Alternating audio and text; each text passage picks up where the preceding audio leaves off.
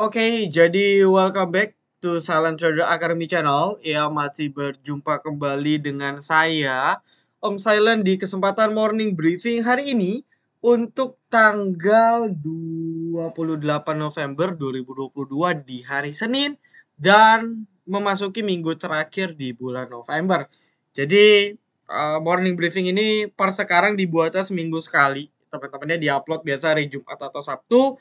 Pembahasannya untuk hari Senin dan seminggu ke depan. Jadi buat yang belum kenal, silahkan teman-teman subscribe, nyalain lonceng, biar ketika kita ada update notifikasi, teman-teman bisa dapat notifikasi. Ya, kita bukan hanya konten morning briefing aja, kita ada konten-konten edukasi spesifik seperti Bibos, ya, program Bibos yang mana saat ini sudah mencapai episode 14, gitu ya. Jadi teman-teman bisa tonton sekarang. Oke, lalu berikutnya, sebelum kita mulai lebih jauh membahas market, ya, sebelum kita mulai jauh membahas market, izinkan saya untuk sharing dulu, ya, berbagai informasi yang ada. Yang pertama adalah kita lagi open event yang saya bisa bilang event terakhir dengan harga sekarang, dan let's say kalau mau open lagi event ini itu mungkin di 2023 akhir atau mungkin 2024 karena preparationnya akan sangat berbeda. Jadi kelas belajar analisis teknikal dari A sampai Z, ya, linknya nanti saya taruh di description untuk join channel waiting list ini.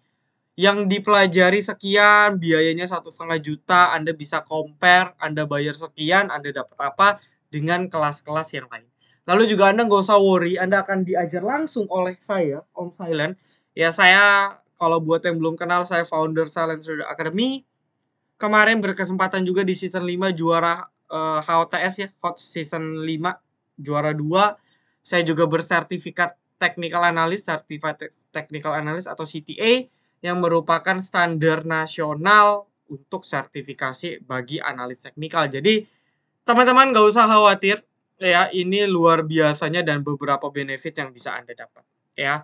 Bot gratis, lifetime, gitu ya, grup gratis, ebook, dan lain-lain sebagainya. Batch 8 dengan total dari batch 1 sampai batch 7 itu sudah 900 peserta. Jadi Anda batch 8 akan menggenapi 1000 alumni kelas belajar di STAC. Jadi ini udah trusted banget ya, dan Anda bisa cek testimoninya di sini. Gitu ya. Jadi buat yang mau join silakan bisa cicilan via Tokopedia atau daftar langsung, bayar langsung ke Richie Staff Silent.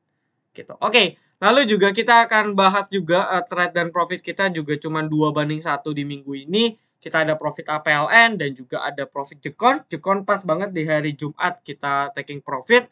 Cut loss-nya kita ada 1 INKP. Gitu ya. Lalu berikutnya kita akan bahas market dulu sebelum kita bahas requestan yang sudah teman-teman request. Yang pertama ialah kondisi market yang sebenarnya dari awal November prediksi kita atau prediksi saya sama ya, di mana waktu awal November saya prediksi bahwa market akan sideways dan ternyata terbukti ya, market setelah false breakdown di sini waktu di pertengahan Oktober kembali masuk ke dalam fase range sideways-nya, bahkan udah pas sebulan market masih dalam range sideways 7.100 sampai 7.000-an gitu. Dan menurut saya sampai nanti minggu depan market masih berpotensi sideways. Jadi ya kita nggak bisa ekspektasikan market akan meriah karena kalau kita perhatikan juga volume perdagangan market masih di bawah rata-rata. Jadi volume perdagangannya masih kecil sekali. Teman-teman ada bahkan hari ini lebih kecil dari kemarin, hari kemarin lebih kecil dari lusa kemarin dan seterusnya. Ya, jadi volume perdagangannya menurun, minat jual menurun, ya banyak faktor sih. Kalau Anda tanya, Om, Piala Dunia mempengaruhi market nggak? Secara historis, yes. Biasanya market menjelang Piala Dunia itu memang sepi. Biasanya ya, biasanya memang sepi. Itu percaya nggak percaya, tapi historis berkata seperti itu.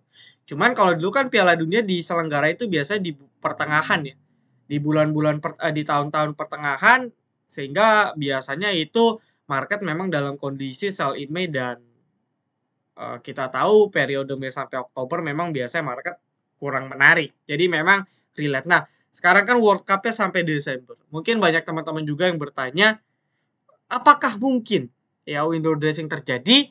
Mungkin nanti kita akan bahas spesifik window dressing di morning briefing minggu depan. Tapi selagi dia belum ada validasi breakout di 7.130-an, saya rasa sih market masih akan sideways. Jadi ya, bagi yang megang blue chip mungkin agak tersendat, bagi yang megang small cap, mid cap, saya rasa ya masih bisa trading, gitu ya.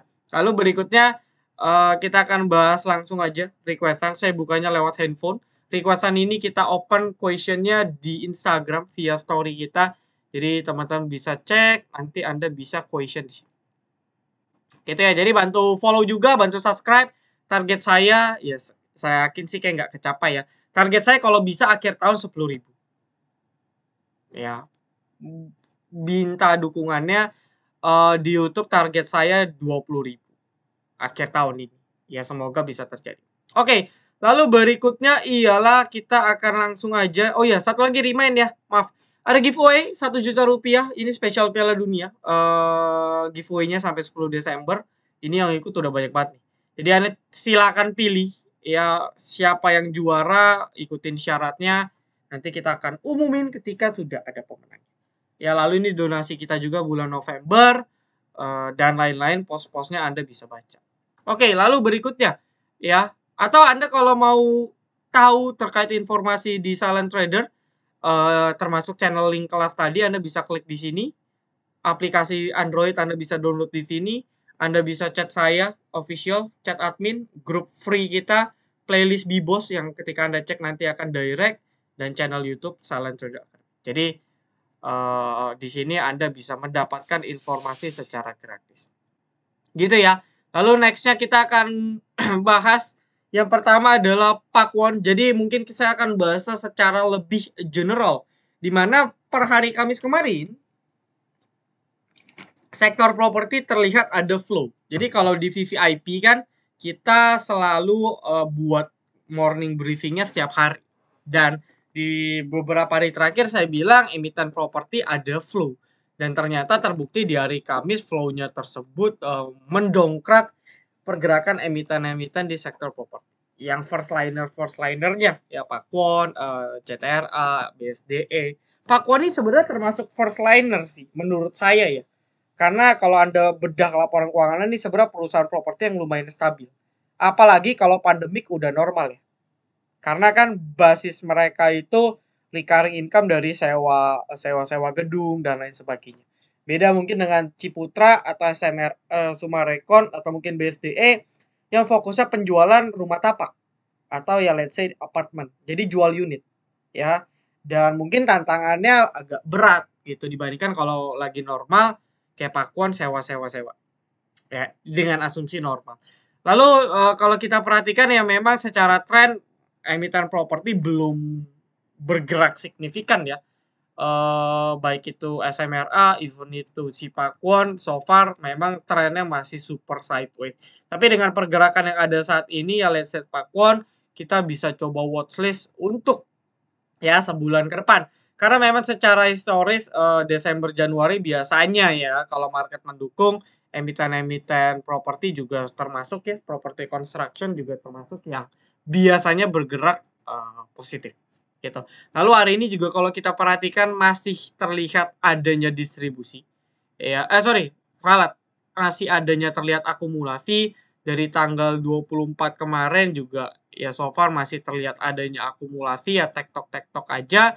Dan ya ini kita bisa masukkan ke dalam. Cuman ya karena memang posisinya sudah naik 4 hari, ini agak berat memang. Jadi mungkin kalau hari Senin Selasa dia rejection dulu, ini kan baru breakout pendek di 464. Jadi ya mungkin bisa retest 460, 450 sih. Oke, kita bisa coba spekulasi sero.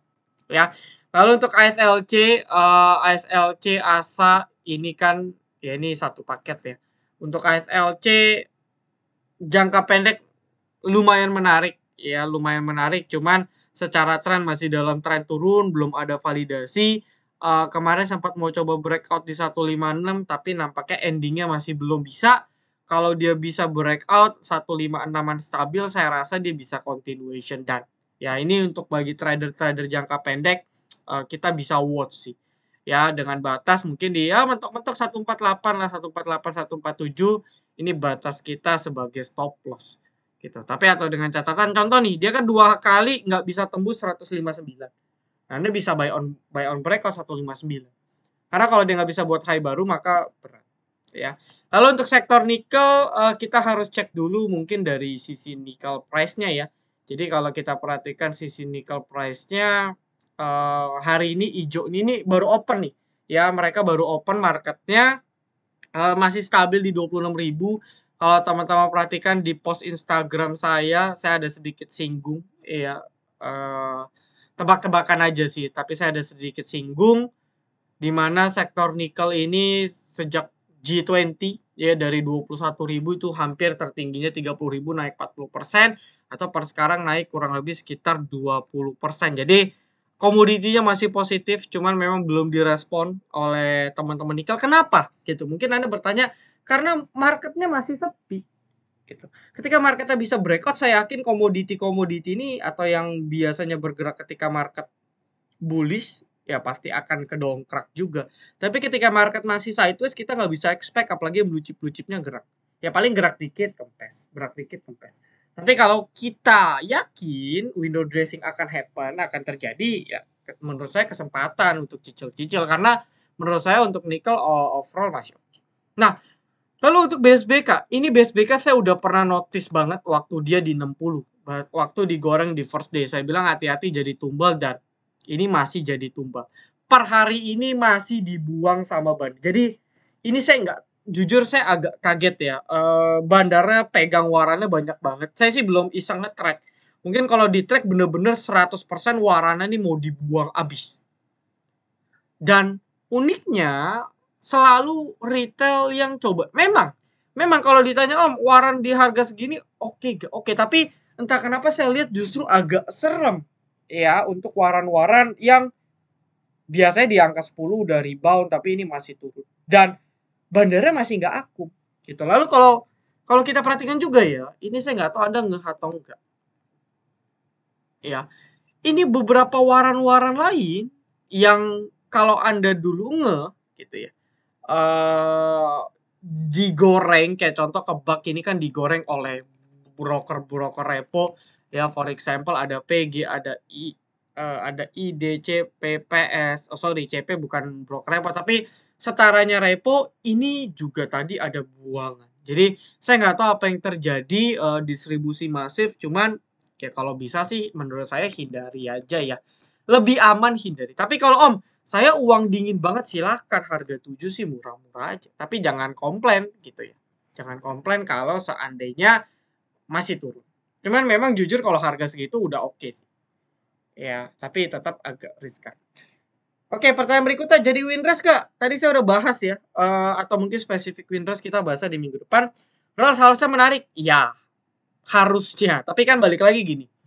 Kalau Anda tanya Windrest, ya waktu saya live kemarin bersama dari tim bebas investasi, saya udah spill beberapa emiten yang sektor-sektor banking, komoditi, batu bara dan sebagainya. Tapi emiten-emiten ini atau sektor-sektor ini udah naik sebenarnya. Banking BCA udah all time high. Komoditi udah pada baker. Jadi kalau window dressing akan terjadi lagi ya agak sulit. Yes, saya pribadi optimis akan terjadi, tapi kenaikannya mungkin nggak bisa signifikan tahun-tahun lalu. Gitu ya, termasuk RALS, LPPF, ya retail MPP itu kan retail yang secara siklus, secara historis probability-nya tinggi. Gitu. Tapi ya balik lagi, kita tinggal tunggu price action marketnya aja. Lalu Segar, ya ini agak rame ya, saya nggak tahu ini ada kejadian apa. Ini kan emiten energi ya, untuk copet so far oke. Kita tinggal buka time frame kecil untuk melihat dia punya pergerakan. Ya kita tahu ada batas support ya di sini. Ada batas support di 850 sampai dengan ya EMA 200 840 ini dijadikan batas trading stop pendek aja. Saya nggak ngikutin, jadi ya kalau kita cek, setahu saya Seger juga bandarnya bener-bener yang dulu repo tapi sekarang udah enggak. Ya ini cuman mainan retail, lotnya juga nggak gitu gede nampaknya ya. Nampaknya lotnya juga nggak gitu besar, tipis, jadi agak-agak masuknya nggak bisa banyak. Lalu kalau untuk Elsa Anda tanya Medco, Anda tanya ini kan sepaket ya. Ini juga watch Raja, kelihatannya sih udah agak serem, jadi hati-hati. Pegas ya masih oke, Medco, Elsa sebenarnya secara weekly sih so far bagus. Tapi sayangnya Elsa ini ternyata balik di bawah area breakout dia kemarin. Memang marketnya sih jelek, hari ini jelek banget di hari Jumat. Ya, meskipun closingannya sedikit ditarik. Dia kemarin kan breakout 344, 346, tapi per closing mingguan ini balik ke bawah. Jadi kalau dia gagal, di minggu depan dia gagal balik ke 346, 350, saya rasa Anda bisa coba cari emiten lain dulu. Karena kalau enggak masih agak berat. Kecuali Anda yakin banget dengan Elsa ya. Dengan harga minyak yang Anda yakini akan naik terus, ya mungkin boleh-boleh aja. Gitu. Ya lalu Anda tanya, Om, Asri gimana? Gitu ya. Asri, APLN, LPKR, ini kan yang second liner, ada Dield yang Pak Lokeng punya. Seperti yang saya bilang, properti minggu ini ada ledakan, tapi belum rame. Ya memang faktor market juga berpengaruh. Tapi kita bisa masukkan ke dalam watchlist. Kayak contoh kalau Anda tanya Asri. Ya. Kemarin sempat breakout, tapi ya ternyata hari ini closingannya masih di bawah angka breakout. Gitu. Ya di 177, 179. Jadi ini masih kepentok jatuhnya. Nah, kalau masih kepentok ya ini masih potensi uji ke support lagi. Jadi belum ada validasi lebih, tapi kita udah bisa masukkan ke dalam watchlist karena flow-nya udah mulai pindah. Kayak kemarin konstruksi udah mulai tapi belum. Tapi udah mulai ada rame. Ya kita nggak tahu apakah beneran digoreng atau enggak ya. Disclaimer on. Tapi kita bisa masukkan ke watchlist untuk properti. Ya. Lalu untuk MLPL, MPPA, yang ada story sih di MPPA-nya ya. Kalau MLPL ini lebih ke ngikut-ngikut aja sih. Ya jadi kalau mau yang gesit MPPA, so far volumenya masih rame ya. Anda masih bisa ikut copet-copet. Untuk swing ya Anda harus tunggu dia buat swing low baru sih, karena after dia validasi breakout di 170-an, dia udah uji sekarang di 200. Ini adalah angka psikologis ya. Ini adalah angka psikologisnya si MPPA. Kalau dibilang tren, apakah trennya sudah mulai berubah? Saya rasa sih belum. Tren majornya masih dalam tren yang turun, tapi sebenarnya untuk jangka pendek ya boleh lah. Nah, teman to be honest, saya pribadi nggak ada rekom MPPA sih. Gitu. Ya teman-teman kita di VVIP banyak, tapi saya pribadi belum rekom. Dan ketika Anda mau coba, ya so far kan dia selalu nurut di garis EMA 5 ya. Jadi dia selalu nurut di garis EMA 5-nya, garis merah. Ya berarti batas swing Anda di 187 pendek. Kalau 187 masih bertahan, Anda bisa coba buy. Nanti TP-nya ya di high yang lebih tinggi lagi di 200 ke atas. Gitu, paling yang ngikutin pakemnya aja di garis merah. Oke, lalu SSIA ya no comment lah. Belum ada pergerakan ya. Volumenya rame tapi belum ada pergerakan. Coba kita cek. Ya SSIA ini kan juga sebenarnya ini tipikal properti yang mirip-mirip ke Demas ya. Demas, MMLP gitu ya. Sewa-sewa gudang dan sebagainya. Volumenya rame tapi ternyata distribusi ya. Jadi ya ini belum ada pergerakan yang pasti sih ya. Belum ada pergerakan yang pasti. RMKE apakah false break? Kemarin bahkan dia lebih tepatnya belum breakout. Saya waktu itu pernah bilang ya, saya akan beli RMKE kalau dia breakout 1080. Ternyata dia nggak kebeli. Jadi ya sudah. Dan agak patah sih ya. Let's say dia tembus 935 buat swing low baru. Agak patah, arahnya bisa ke bawah. Dan agak serem, jadi bisa hati-hati. Ya. Lalu ada baca BABP. Mungkin kalau dari teman-teman MNC Group yang paling gesit mungkin si BABP ya. Ya mungkin karena bank-bank digital atau bank-bank mini kemarin bergerak fluktuatif. Cuman BABP ada strong resistance di sekitar 140-an. Ya mungkin di sekitar 141 sampai dengan 147. Strong resist EMA 200 yang bisa Anda watch. Cuman kalau Anda mau watch di BABP aja. Ini yang valid. Karena kalau kayak Becap ke pick kayak cuman PHP. Ya naik dikit kempes, naik dikit kempes. Bekitnya juga belum ada sih. Jadi ya memang emiten-emiten ini digoreng karena marketnya nggak ada pilihan lagi. Gitu. Ya Om, gimana prospek sektor properti? Bentar ya. Om, gimana prospek sektor properti ke depannya? Kalau bilang ke depannya komoditi, ya let's say batu bara, saya pribadi nggak jamin akan bertahan sama terus seperti tahun ini dan tahun kemarin. Jadi ya agak hati-hati. Tapi kalau energi-energi lainnya mungkin seperti oil, gas, ini akan relate banget dengan kebutuhan yang ada di luar. Apakah perang masih terjadi sehingga permintaannya tinggi, oil, gas langka sehingga demand-nya tinggi, harga naik gitu ya. Atau ya mungkin komoditi-komoditi yang ada key driver seperti misalnya nikel untuk bahan baku baterai, ya mungkin ini agak futuristik tapi ya so far ini yang mungkin bisa bertahan. Jadi kalau ngomong komoditis itu kan banyak ya. Ada kertas, komoditi itu banyak loh. Kertas, ada baja-bajaan, ada metal nikel gitu ya, ada oil, ada CPO, dan lain-lain sebagainya. Nah, saya nggak tahu nih komoditi yang Anda maksud apa, tapi kalau beberapa komoditi yang sudah saya notice tadi, ada beberapa yang kita warn karena harganya itu cycle gitu ya, siklus dan harganya lagi di siklus yang tinggi, sehingga kalau kita nggak disiplin bisa dalam. Kalau untuk properti jujur masih 50-50 ya.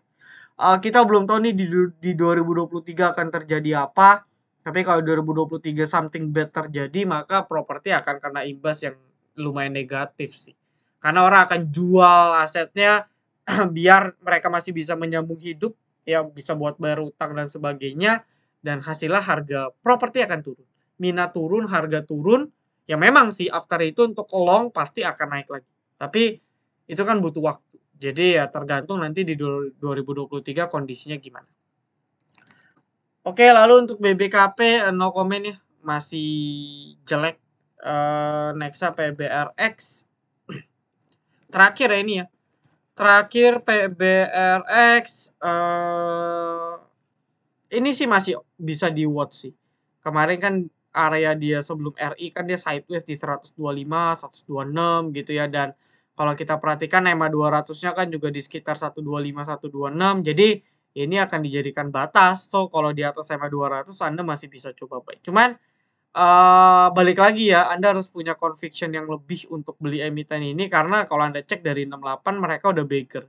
Jadi ya nggak ada alasan untuk mereka nggak taking profit. Bisa digoreng lagi tapi nggak ada alasan juga mereka taking profit. Jadi ya harus hati-hati. Oke, so kurang lebih itu aja yang bisa saya sampaikan. Thank you atas requestannya teman-teman.